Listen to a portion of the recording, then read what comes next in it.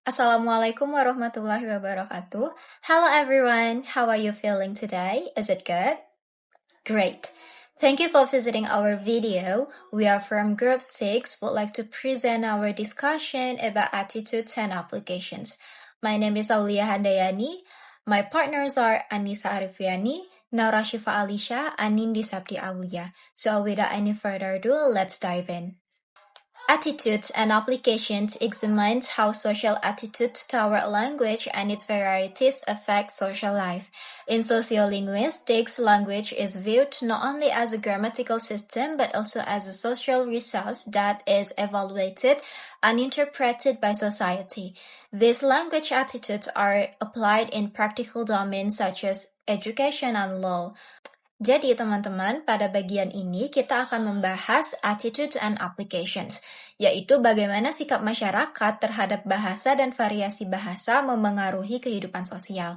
Dalam sosiolinguistik, bahasa tidak hanya dipelajari sebagai sistem tata bahasa, tetapi juga sebagai alat sosial yang selalu dinilai.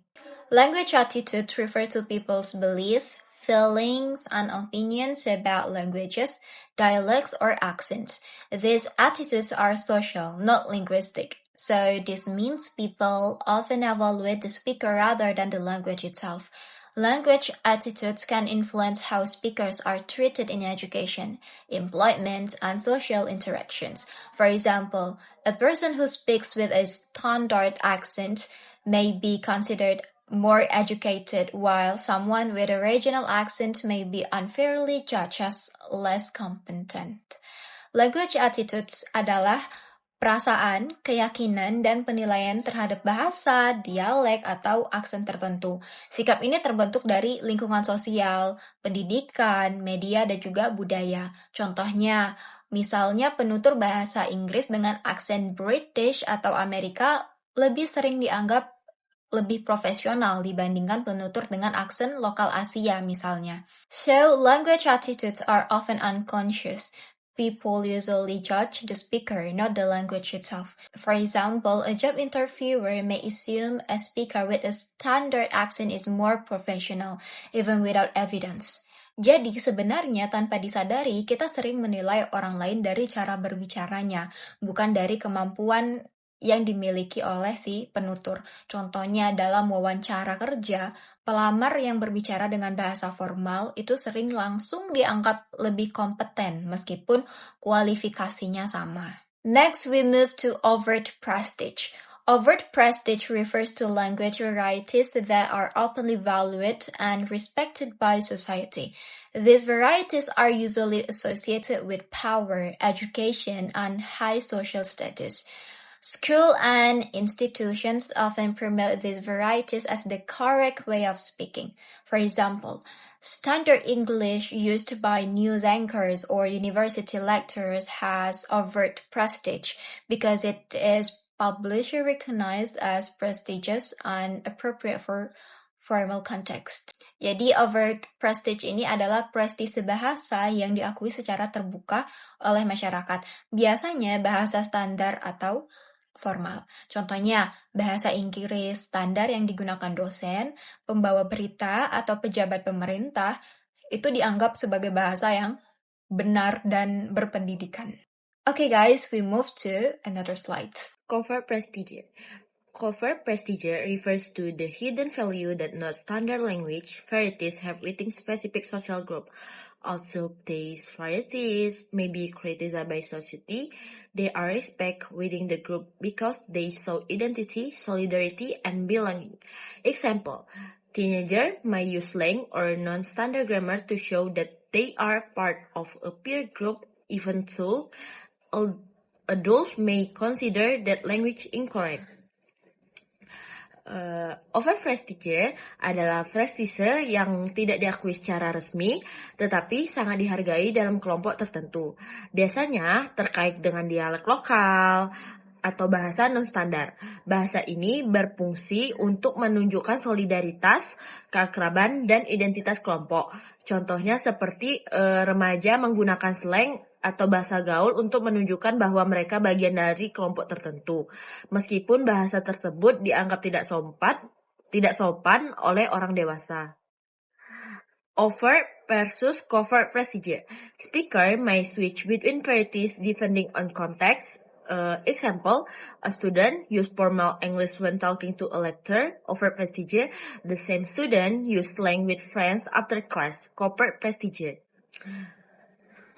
Dalam kehidupan sehari-hari, kita sering berpindah-pindah bahasa atau ragam bahasa sesuai dengan konteks sosial. Hal ini menunjukkan bahwa kita sebenarnya sadar akan nilai sosial dari bahasa yang mereka gunakan atau menyesuaikannya untuk mendapatkan penerimaan atau penghargaan sosial. Contohnya, mahasiswa menggunakan bahasa Inggris formal saat presentasi di sekolah. Itu contoh dari overt procedure. Tetapi mereka menggunakan bahasa gaul saat berbicara dengan teman dekat. Itu termasuk dalam covert procedure. Match-Guess Technique. The Match-Guess Technique is a research method used to investigate language attitude. In this method, the same speaker records the same message using different accent or language varieties. Listener don't know it is the same speaker and are asked to evaluate the speaker's personality traits. For example, one speaker reads the same text in standard English and then in a regional accent. Listener read the standard, speaker as more intelligent, even though both recording are from the same person. Match-Guess Technique ini adalah metode penelitian yang digunakan untuk mengungkapkan sikap bahasa yang tersembunyi. Dalam metode ini, satu penutur yang sama merekam teks yang sama menggunakan aksen atau bahasa yang berbeda. Pendengar tidak diberitahu bahwa penuturnya sama, lalu diminta menilai karakter penutur. Contohnya, satu orang membaca teks dalam bahasa Inggris standar dan kemudian dengan aksen daerah. Pendengar menilai versi standar lebih pintar padahal penuturnya sama. Okay, for the next is about match-guess findings. The result from match-guess findings consistently show that standard language varieties are rated more positively in terms of intelligence, competence, and leadership. Non-standard varieties are often rated as less competent but sometimes more friendly or approachable. Example, a speaker with a prestigious accent may be judged as suitable for a managerial position, while a speaker with a strong local accent may be judged as suitable only for informal jobs. Jadi match-guess findings yaitu metode untuk mengetahui sikap atau penilaian terhadap bahasa, dialek atau aksen tertentu. Dalam penelitian ini, satu penutur yang sama tapi berbicara dengan variasi atau bahasa aksen atau aksen yang berbeda. Contohnya penutur dengan aksen prestigious dianggap cocok untuk pejabat atau manajer atau kegiatan formal lainnya. Sedangkan penutur dengan aksen lokal yang kuat dianggap cocok untuk pekerjaan informal. Next material is about Ebonics, AAVA, Attitude Methodology. Ebonics, also known as African American Vernacular English, or AAVA, is often viewed negatively in society. However, linguistics have shown that AAVA has clear grammatical rules and is a systematic language variety. Negative attitudes toward Ebonics are based on social produce, not linguistic fact. Example, the sentence, "He be working every day," follows by grammatical rules in AAVA and express habitual action, not incorrect English. Jadi di Ebonics atau AAVA ini sering dianggap sebagai bahasa Inggris yang salah, padahal secara linguistik AAVA memiliki aturan tata bahasa yang konsisten dan sistematis. Sikap negatif terhadap Ebonics bukan karena strukturnya, tetapi karena faktor sosial seperti ras dan kelas. Contoh dari kalimat he be working every day dalam AAVA memiliki makna kebiasaan dan mengikuti aturan gramatikal AAVA. So for the next is about language attitude toward Ebonics. Negative attitudes are based on social stereotypes, not a language structure. Students who speak AAVA may be judged as lazy and less intelligent, even though their language has consistent grammatical rules. Jadi language attitude toward Ebonics, sikap negatif terhadap Ebonics mencerminkan diskriminasi sosial. Penutur AAVA sering dianggap kurang pintar atau pemalas, padahal penilaian tersebut tidak berdasarkan pada linguistik, melainkan stereotip sosial. Contoh, siswa yang menggunakan AAVA di kelas sering dianggap bermasalah, padahal mereka hanya menggunakan variasi bahasa rumahnya. For the next material is about educational disadvantage. It is occurs when students are treated unfairly because of their language variety. When schools view students' home language as wrong, students may feel discouraged and lose confidence. Negative language attitudes can harm students' learning, and non-standard varieties are often treated as incorrect.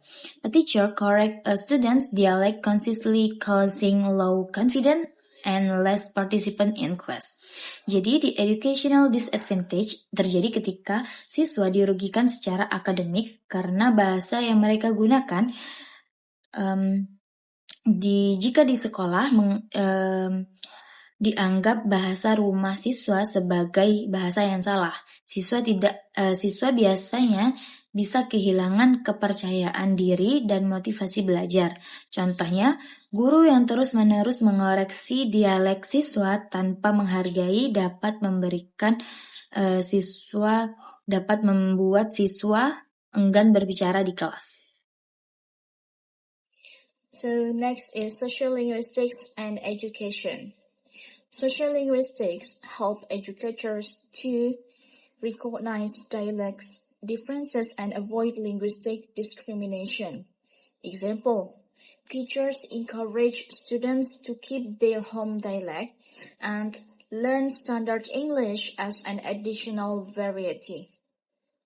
Jadi, social linguistic dan pendidikan, di sini peran social linguistic dalam pendidikan adalah untuk membantu pendidik memahami bahwa semua bahasa dan dialek itu valid dan sistematis. Tujuan pendidikan bukan untuk mengganti bahasa atau dialek rumah siswa atau bahasa pertama mereka, melainkan sebagai atau menambahkan bahasa standar sebagai keterampilan tambahan. Contohnya adalah ketika guru mengajarkan kapan bahasa standar harus digunakan, kapan bahasa formal dan informal harus digunakan, tanpa melarang siswa menggunakan bahasa pertama mereka di luar konteks yang formal. Selanjutnya, social linguistics and forensic linguistics.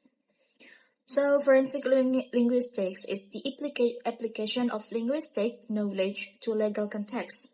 It is used to analyze written and spoken language as evidence in legal access.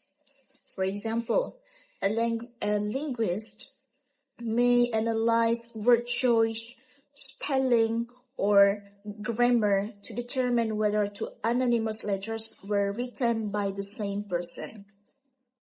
Jadi, social linguistic dan forensic linguistic adalah penerapan ilmu linguistik di dalam dunia forensik, yaitu di dalam konteks hukum. Bidang ini membantu menganalisis bahasa sebagai bidang bukti, baik dalam bentuk tulisan maupun lisan ketika hakim sedang memproses terdakwa. Kemudian, language attitudes in the legal system. Language attitudes can affect how witnesses, suspects, or defendants are judged in court. Accents or dialects may influence perceptions of honesty or intelligence. For example, a witness with a strong regional accent may be seen as less credible than a witness who speaks standard language. even if both give accurate information. So, sikap bahasa juga mempengaruhi dalam sistem hukum. Aksen atau dialek tertentu dapat memengaruhi bagaimana seorang hakim atau saksi atau terdakwa dinilai oleh hakim atau juri.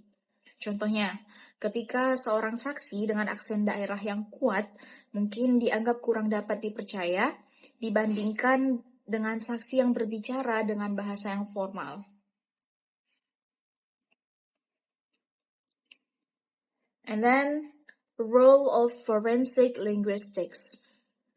Forensic linguistics helps reduce bias in legal settings by focusing on linguistic evidence rather than stereotypes.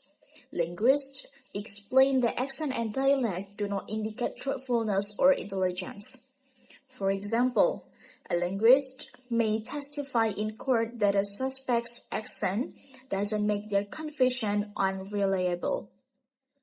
Jadi peran linguistik di dalam dunia forensik adalah memiliki peran yang sangat penting dalam mengurangi bias bahasa di pengadilan.